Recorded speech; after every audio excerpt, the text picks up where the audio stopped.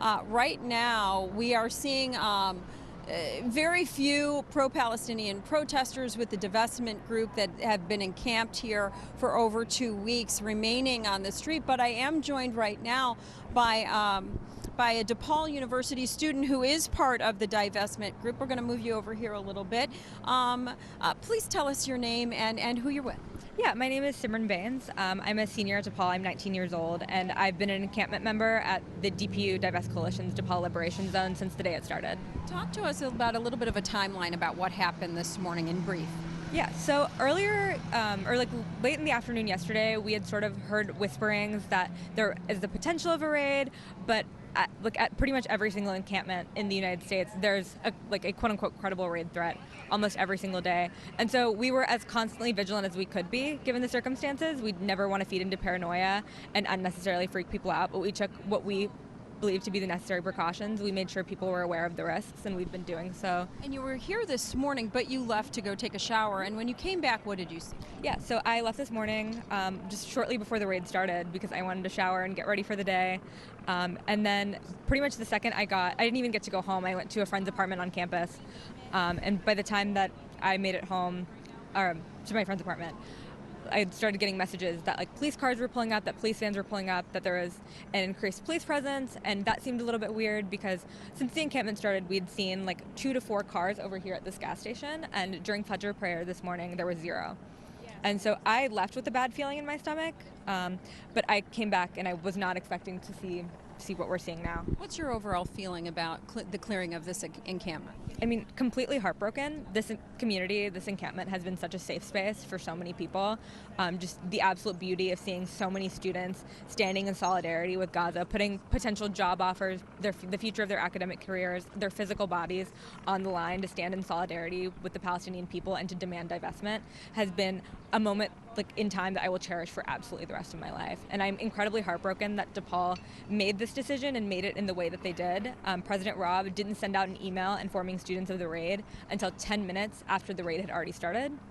And so it seems very clear that they were just determined to get us out of here no matter what the price to pay was for the students actually staying on the encampment. Let's talk a little bit about the president of DePaul University's reasoning for doing this. He sent out a letter or an email basically detailing why he decided to do what he did, and one of the reasons had to do with safety. Can you talk to me about safety?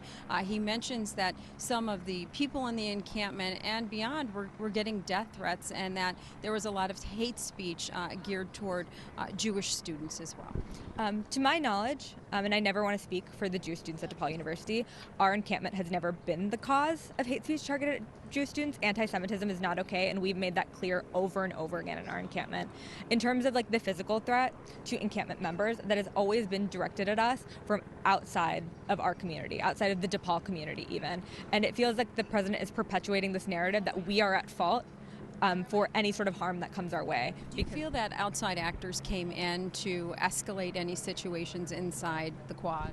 Yeah, they'd frequently done that, but we had an incredible team of very well-trained marshals who were very determined on de-escalating. We made it very clear within our community that we are pro-disengaging and de-escalating, and so to date we had never really had too much for a cause of worry. We had the counter protests on both Sundays that our encampment was up, but we were able to get through most of those relatively scot-free, and we were determined to keep us safe. We were absolutely aware of the image that's being painted of encampments all across the country, and we knew that we were going to do everything in our power not to feed into that by being as peaceful as possible. Let's talk a little bit about what you were asking the university for, and it sounds like the president is saying that last night those talks broke down.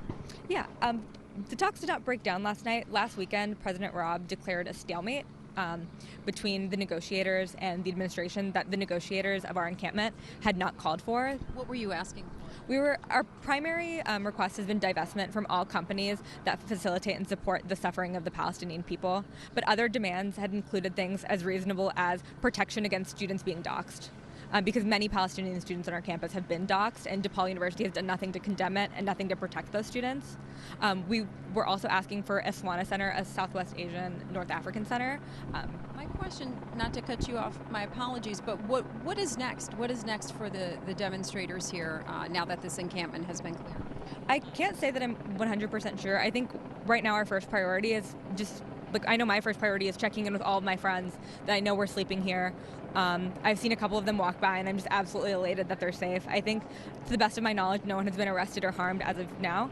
And so just making sure that remains to be the case, and making sure that from the beginning we were very adamant about the fact that we keep us safe, the police don't keep us safe, and sticking to that even though our encampment is no longer up, and finding ways to sort of refacilitate the community that exists within all of us, having spent time at this encampment. Thank you so much for joining us this morning. So there you were able to hear kind of a detailed explanation of the chronology of events this morning and how that happened. I can tell you, I'm going to have you step out just for a moment here. Thank you so much. I'm just going to have you take a look here one more time. Definitely quiet here on Fullerton near Seminary. You see this line of Chicago police officers here. There are trucks inside the quad now repairing the quad. It has been cleared of tents, and right now fencing is about to go up. And as you can see, there is a flatbed truck coming out and bringing out some of these tents, some of the debris from the encampment that has been here for over 2 weeks. And we're going to keep our eye on this situation out here, but for now, very peaceful, and so far, no arrests. Watch breaking news on YouTube. Subscribe to ABC7 Chicago Eyewitness News.